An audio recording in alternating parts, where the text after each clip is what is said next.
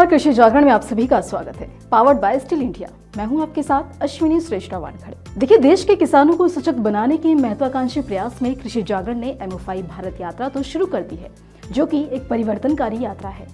और ये यात्रा दिसंबर 2023 में शुरू होकर नवंबर 2024 तक जारी रहेगी। ये महज एक सड़क यात्रा नहीं, बल्कि एक परिवर्तनकारी अनुभव है, जिसका उद्देश्य देश के किसानों को सशक्त बनाना और उनकी सामाजिक और आर्थिक स्थिति को ऊपर लाना है। इसी के चलते कृषि जागरण की MFI भारत यात्रा 2023 और 24 कृषक समुदाय में समृद्धि और विकास की लहर पैदा करेगी।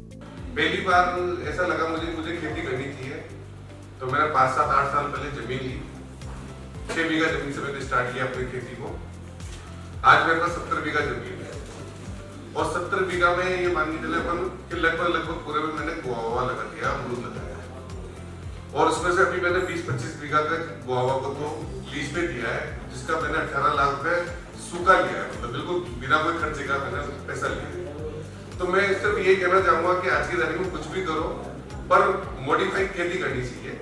इसी कड़ी में 12 दिसंबर को राजस्थान के कोटा से भारत यात्रा की शुरुआत की गई, जहां कृषि जागरण तथा कृषि विज्ञान केंद्र की सहभागिता से जिला स्तरीय मिलेनियर फार्मर सम्मान समारोह का जिले के कृषि विज्ञान केंद्र में ही आयोजन किया गया, जहां जिले के मिलेनियर फार्मर्स का सम्मान किया गया। समारोह के मुख्य अतिथि जिला कलेक्टर महावीर प्रसाद मीना ने मिलेनियर फार्मर्स को प्रशंसा पत्र और ट्रॉफी देकर सम्मानित किया। साथ ही उन्होंने किसानों को आह्वान किया कि कृषि विज्ञान केंद्र और कृषि जागरण के मार्गदर्शन में किसान कृषि की नई प्रौद्योगिकी को अपनाकर मिलेनियर फार्मर्स से लेकर बिलियनियर फार्मर बने। जिले में कृषि की अपार संभावनाओं को देखते हुए जिले के युवा किसान कृषि डेयरी, औद्योगिक मधुमक्खी पालन, खाद्य प्रसंस्करण और मशरूम उत्पादन को अपनाकर कृषि उद्यमी बने। आप देखिए कि किसान का जो जागरण है वो कृषि जागरण किस लेवल तक है। सारे डिपार्टमेंट हैं, 17-18 डिपार्टमेंट है, लेकिन एग्रीकल्चर पे भी चर्चा हुई है। तो आप ये मान के चलिए कि आप फार्मर हैं, आप जो चीज किसान अपने यहाँ पे फार्म पे पैदा करते हैं, उगाते हैं और एक से एक नए इनोवेशन करते हैं, उससे ही हमारी ग्रोथ होती है और हम लोग आगे प्रोग्रेस करते हैं। और हम लोगों से भी, चाहे कोई कितने ही सचिवालय में बैठे, कितने ही कलेक्ट्रेट में बैठे और कितने ही लोग व्यस्त हो, लेकिन बात एग्रीकल्चर की होती है, क्योंकि मूल तो जड़ है। बात कृषि प्रधान देश था, है और आगे आने वाले टाइम में भी हम लोग कृषि को उन्नत तरीकों का अगर नहीं अपनाएंगे तो जो ये सौभाग्य जो मिला हुआ है उसके अंदर हम पिछड़ते हैं। इसलिए कृषि जागरण हमारे लिए बहुत आवश्यक है। कृषि जागरण और एग्रीकल्चर वर्ल्ड के संस्थापक और प्रधान संपादक MC डोमिनिक ने बताया कि आने वाला समय किसानों का है तथा देश भविष्य में बिलियनियर किसानों के नाम से जाना जाएगा। साथ ही उन्होंने कहा कि किसानों की आय में बढ़ोतरी के लिए कृषि जागरण देश के विभिन्न केंद्रों पर मिलेनियर फार्मर्स सम्मान समारोह का आयोजन करता आएगा। इसी सोच में हमने सोचा क्यों किसानों को उनके बीच में अमीर कुतने उनको ले आके आगे बढ़ा दे, इसलिए हमने सोचा क्यों ऐसे प्रोग्राम करें। लेकिन जब हमने कंपनी लोग को दूसरा से बोला हमने एक मिलियनियर फार्मर ऑफ इंडिया का अवार्ड शुरू करना है, सबने बोला किसान में कोई मिलियनियर है? ये क्वेश्चन था, कोई तैयार नहीं था। लेकिन हमारा प्राइम मिनिस्टर ने सारा सोच बदल दी। उन्होंने बोला किसानों को इनकम डबल करना है। उसके बाद जब हम मिनिस्ट्री में गया, लोगों से बात किया, सही अभी टाइम आज का, यस अभी फार्मर का टाइम आज का। उसी हिसाब से फिर हमने शुरू किया। हमने जुलाई 7 तारीख को, पिछले जुलाई 7 तारीख को परषोत्तम रूपाला जी हमारा डेयरी मिनिस्टर इस ट्रॉफी का वो अनवेल किया दिल्ली में।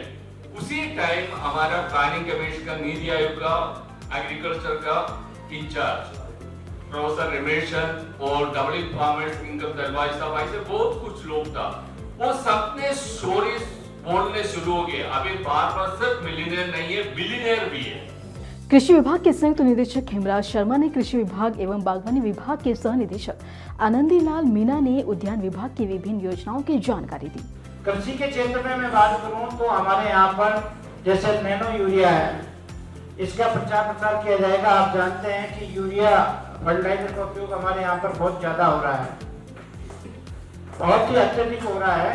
कृषक ये चाहता है कि मेरे को एक ही रात में सारा कुछ लाभ मिल जाए और उसको ये पता नहीं है कि ये कितने का यूरिया आ रहा है, तो उसको ये पता लग जाएगा।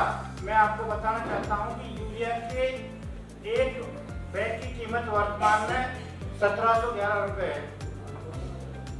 आप लोगों को शायद पता नहीं है। सरकार 1444 रुपए 50 पैसे की सब्सिडी देकर के आपको 266 रुपए 50 पैसे में उपलब्ध करा दी है। और ये सारा पैसा आप जान लो कितना भयंकर सब्सिडी के रूप में जा रहा है, ये आप लोगों को पता नहीं। लाखों हजारों करोड़ रुपए हमारे इसमें जा रहे हैं। यूरिया तो कुछ भी नहीं है। अब आप डीएपी की बात करें, एक कट्टा 2477 रुपए 5 पैसे का पड़ता है, पोस्ट है, और उसमें 1127 रुपए की सब्सिडी है और 1350 रुपए का किसान को पड़ रहा है। और इसके लिए सबसे बड़ी जो है विडंबना ये है कि ये सारा पैसा बाहर जाता है, क्योंकि डीएपी बनाने के लिए जो भी मटेरियल है वो बाहर से हमको इंपोर्ट करना होता है। ज्यादा पानी भरने से आपने देखा होगा कि जहाँ पानी भर जाता है वहाँ कितना ही यूरिया तो गेहूं पीले ही पड़े रहेंगे। जब पानी सूखेगा तभी गेहूं हरे होंगे आपके। इसलिए अधिक पानी निश्चित तौर पर हमारे लिए हानिकारक है। इन गतिविधियों से बचने के लिए राज्य सरकार और केंद्र सरकार के माध्यम से आप लोगों को अनुदान पर माइक्रो इरिगेशन सिस्टम अपनाने के लिए अनुदान पर उपलब्ध करवाया जा रहा है। यदि जो किसान भाई अनुदान पर माइक्रो इरिगेशन सिस्टम लेना चाहता है, जिसमें फव्वारा sprinkler set, mini sprinkler set और बूंद बूंद सिंचाई, इस योजना में जो भी किसान भाई लाभ लेना चाहें, राज्य सरकार द्वारा केंद्र सरकार द्वारा दोनों सरकारें इसमें आप किसान भाइयों को लाभ देती है। 75% अनुदान मिल रहा है किसान भाइयों को। हमारा क्या लगा 25%, यानी आप 25 पैसे लगाएंगे, सरकार आपको 75 पैसे देगी। किसान भाई इन योजनाओं का लाभ लें। साथ ही कृषि विज्ञान केंद्र के वरिष्ठ वैज्ञानिक एवं अध्यक्ष डॉक्टर महेंद्र चौधरी ने कहा कि कृषि जागरण का प्रयास सराहनीय है। कृषि विज्ञान केंद्र जिले के किसानों को मिलियनर किसान बनाने के लिए प्रोत्साहित करेगा। मेरी ऑब्जर्वेशन ये है कि सीड रेट क्या रखनी चाहिए, ये इस पे निर्भर है कि आपका बीज कितना उगाने की क्षमता है आपके अंदर। जब वो बीज आने से ज्यादा जमीन में रहने वाला है, आपने ढंग से बुआई नहीं करी, आपका खेत में नमी प्रॉपर नहीं थी, या बीज को गहरा डाल दिया या ऊंचा डाल दिया, तो कितना भी डालो कोई लिमिट नहीं है। पर ये भी 100-125 किलो बीज डालते हैं, पूरा उगता है तो पर्याप्त, और नहीं उगे तो 200 किलो भी नहीं उगे, आधा उगे तो उसका कोई इलाज नहीं है। आप मेरे यहाँ जाके देख सकते हैं 12 किलो का चना डाला हुआ है, और ऐसे चने के ऊपर चना हो रहा है, तो क्या सही है? 12 किलो बीघे का चना बो रखा है, चने के ऊपर चना उग रहा है, तो फिर भी किसान कहेगा 12 किलो कम है। तो मतलब आप जाके देख सकते हैं, उसके बाद खाना खा के आप देखें, पौधे के ऊपर पौधा है और 12 किलो बीज डाला हुआ है। इसका मतलब क्या हुआ? बीज और कम डालना चाहिए था। पर जब हमारा किसान भाई का नहीं साहब 15 से 20 किलो डालना चाहिए। तो ये आप लोगों को तय करना है, और तय करने का तरीका यही है, आप अपने खेत में बोए के बाद थोड़ा ऑब्जर्व करें। साथ ही इस अवसर पर महिंद्रा ट्रैक्टर्स के zonal marketing manager Kuldeep Sharma और कस्टमर केयर मैनेजर महाराज सिंह दांगी ने कंपनी के विभिन्न ट्रैक्टर्स के बारे में किसानों को बेहतरीन जानकारी दी। कि हमको कुछ नया बनाना है, किसान की जरूरत नहीं है, लिफ्ट कैपेसिटी ज्यादा चाहिए, गियर ज्यादा चाहिए, तो उसके लिए कंपनी ने एक नई सीरीज बनाई यूओ टेक प्लस, जिसमें 8 फॉरवर्ड 2 गियर ना होकर 12 forward 3 reverse gear. Lift capacity भी जहां नॉर्मल उसी रेंज में 1200, 1300, 1400 किलो की किसी भी कंपटीशन ब्रांड की रहती है, हम लोग उसमें 1700 किलो की आपको लिफ्ट कैपेसिटी दे रहे हैं, ताकि आप लेटेस्ट से लेटेस्ट जो इंप्लीमेंट है वो उसके साथ काम कर सकें। पावर स्टीयरिंग के अंदर ये ट्रैक्टर उपलब्ध है, आपकी सभी की सहूलियत को देखते हुए। सेम इसी सीरीज में जो बात अगर हम करें, भारत सरकार की तरफ से दिशा निर्देश दिए गए थे कि 50 हॉर्स पावर से ऊपर कोई भी अगर ट्रैक्टर बनाता है 1 अप्रैल 2023 के बाद, तो उसको कुछ पोल्यूशन नॉर्म्स को कंट्रोल करना था। उस पोल्यूशन नॉर्म्स को बोलते हैं कि जैसे अब गाड़ियों में आपने सुना होगा CRDI और ट्रैम 6 आ चुका है, ऐसे ही ट्रैक्टर में फिर ट्रैम 3 चल रहा था, ट्रैम 4 टेक्नोलॉजी आई है। 50 हॉर्स पावर से ऊपर किसी भी कंपनी को बातें है कि ट्रैम 4 ट्रैक्टर बनाएंगे 50 हॉर्स पावर से ऊपर, तो उसमें CRDI टेक्नोलॉजी लगी होनी चाहिए। आपको बस मैं अगले 5 मिनट में अवगत कराऊंगा कि CRDI टेक्नोलॉजी है क्या, कैसे ये काम करती है। CRDI बेसिकली क्या है? Common rail direct injection. जैसे आप देखते थे पहले आपके ट्रैक्टर में 3 सिलेंडर ट्रैक्टर है, 4 सिलेंडर ट्रैक्टर है, तो अलग अलग उस हर सिलेंडर के ऊपर एक FIV पंप का इंजेक्टर लगा होता था।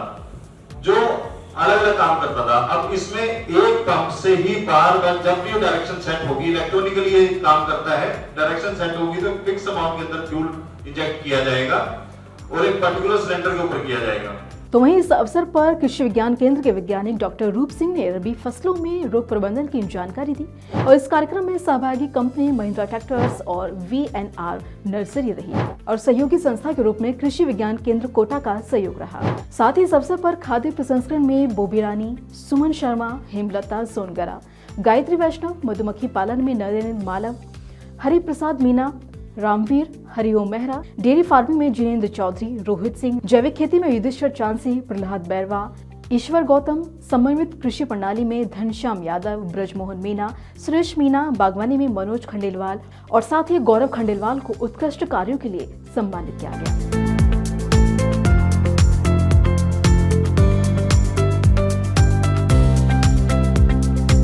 किसानों की उपलब्धियों को पहचानने और उनके द्वारा किए गए कार्यों को पहचान दिलाने के लिए एक महत्वपूर्ण कदम है।